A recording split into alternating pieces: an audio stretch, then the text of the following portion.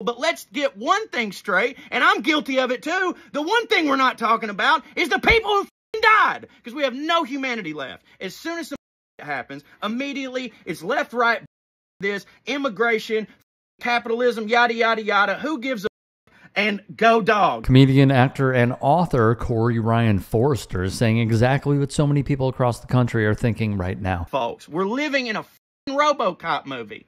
For the love of God, before detectives are on the scene and before anything is investigated, could the leaders of the free world refrain from making decisive comments about that will rile their base up? Can we at least have that? I know we can't have health care, but could we have a little bit of couth in these situations? Probably not. This is a brilliant description of how right-wing politics work in practice. Instead of appealing to the strength of the system and institutional norms like liberals and the Dem Party establishment do, conservatives appeal to fear of the unknown, exploiting our country's history of racism and bigotry to spread their ideology further. Immediately, the dude who drove into the crowd in New Orleans was an illegal immigrant, per the people on Trump's team. Immediately, without knowing, boom, it's an illegal immigrant, right? Which turns out, oh my God, it took 2 seconds of digging to realize that that's not true.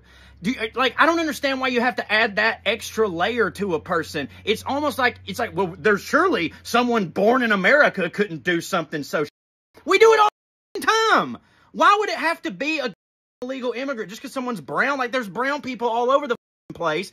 The fact that you're saying it immediately informs your base that brown or not white means illegal, and you know what you're doing. That's the whole game right there. Though you'll never hear a Republican official say that out loud, that's exactly what the goal of spreading misinformation like this is. It's all to drum up fear, distrust, and hostility toward whichever group is being targeted at a given moment.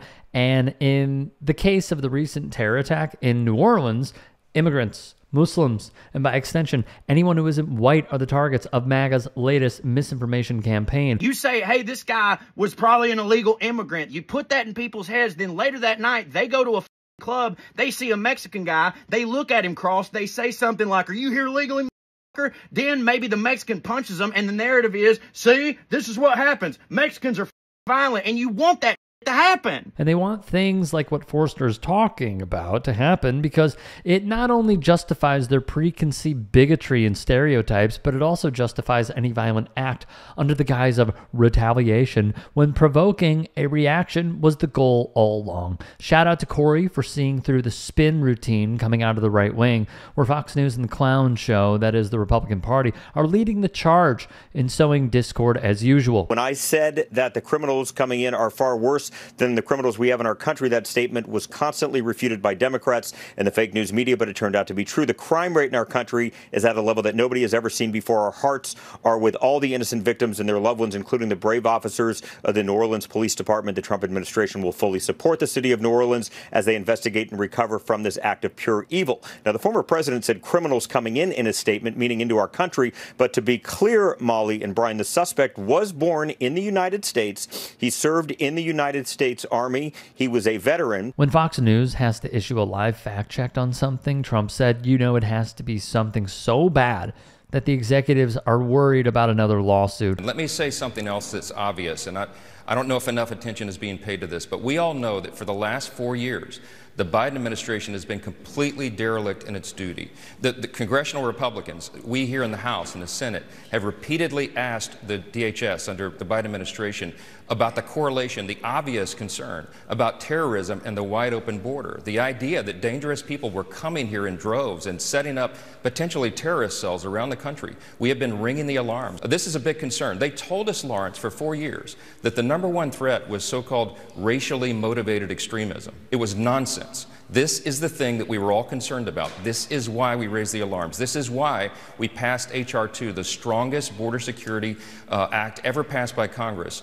And Chuck Schumer and the Democrats in the Senate would not put that through and make it into law. The Biden administration has a lot to account for here, and we see now in glaring view of everybody that this dereliction of duty has real consequences. It's a concern, and it will be an ongoing concern for some time. Mike Johnson, who may very well lose the speakership soon and monitors his son's porn activity, couldn't pass up on an opportunity to spread white nativist hysteria to the gullible Fox News audience, continuing to double down long after the attacker's identity was known. They tried to convince us that the greatest threat to the homeland was racially motivated extremism, when we all looked at the wide open border and thought logically that that might lead to terrorist attacks in the future. We need a dramatic change, and this emphasizes once again why this election was so important to the country. And we cannot get President Trump here soon enough. 18 days away from his inauguration and his cabinet coming in. And we need all of these people that he's chosen, who are law and order types, who will get control of these agencies, including the FBI and the DOJ, to get to work immediately. It can't happen soon enough. Johnson can't wait to see this monster in action. This country's in grave danger. We need to secure that border. And despite what's happened the last 2 days in Las Vegas and in New Orleans, this administration is not stopping. They're still releasing thousands of people every week through the CBP-1 app, the CHMV program, and Border Patrol continues to release people in this country without proper vetting. This is not a good thing, and I can't wait for the new administration to take power and secure this border and protect our national security. This is a gut feeling. I've done this for 3.5 decades. I just think there's too many similarities, too much coincidence. I think something down the road they're going to show there's some sort of connection, whether it's this, they got, whether it's some same network or where they got the tools to pull these terrorist attacks off. I just feel like there's going to be something down the road. And I could be wrong. It's just a gut feeling I have. Relying solely on circumstantial evidence, Tom Homan, blinded by his hatred towards immigrants, consciously decided to add more fuel to the fire, no pun intended, by suggesting he thinks there's a shadowy terror cell at work, and because he has the appearance of authority and legitimacy in the eyes of Fox viewers, they may not think his theory is as far-fetched as it seems. While the New Orleans attack and the Cybertruck explosion at Trump Tower in Vegas may be connected, there simply isn't enough concrete evidence yet to suggest they are.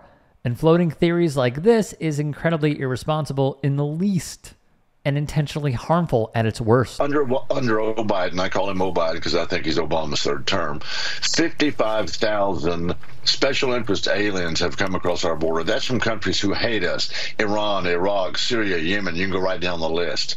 And yet they're coming into this country free. They've been handled at the border. Now, Cheryl, if only 10% got through that we didn't know about of 55,000, that's 5,500 special terrorists, potential terrorists, that are in this country. The priority of the last 4 years has been DEI, if you will, not IEDs.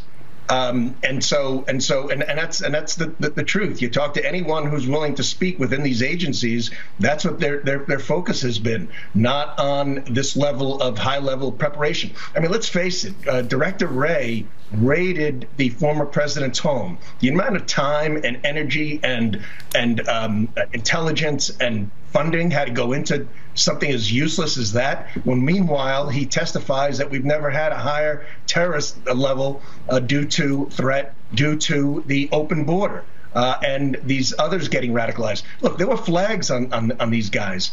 I mean, I'm hearing now that they may have actually known each other and been radicalized together. Now, that's unconfirmed, but it's possible. Republican reps Randy Weber and Dan Muser hit some of the classic dog whistles we've been constantly hearing throughout the Biden years to continue stoking fear about immigrants. Former U.S. Attorney Andy McCarthy writes, "This is the latest example of the FBI's, quote, habitual woke incoherence." You're dealing with a very degraded border security situation in which the incumbent administration has irresponsibly let really millions of people into the country who haven't been vetted. That can only contribute to instability, and to the extent that we have a problem with jihadist ideology and that kind of radicalization, that can only make the problem much worse. Just so we're 100% clear, the independent, nonpartisan Government Accountability Office's report on domestic terror incidents from 2010 to 2021 found that out of all domestic terror attacks, nearly 27% of them, or a total of 62 incidents, were committed by white supremacist extremists, according to a comprehensive unreleased study from the University of Maryland START research program sent by researcher Michael Jensen to Nick Terse of The Intercept, found that the number of people who committed extremist crimes with a U.S. military background sharply increased from an average of 7 people per year from 1990 to 2010 to almost 45 people per year since 2011.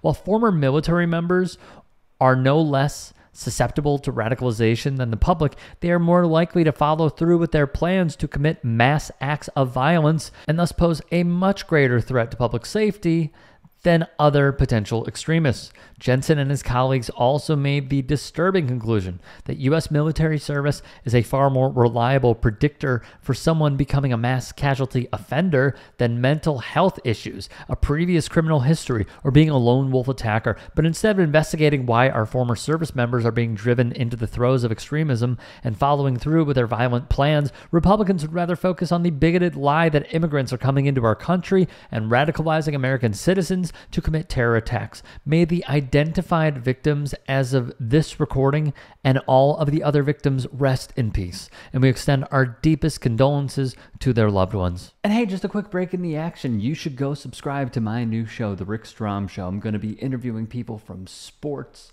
music, journalists, authors, sports doctors. It's going to be fantastic. Please go subscribe. Thank you. If you can and are willing, please become a paid member here at TYT Sports, and or go to tyt.com/join. In addition, you can follow me on Twitter, Instagram, and TikTok. Appreciate it. Have a great day.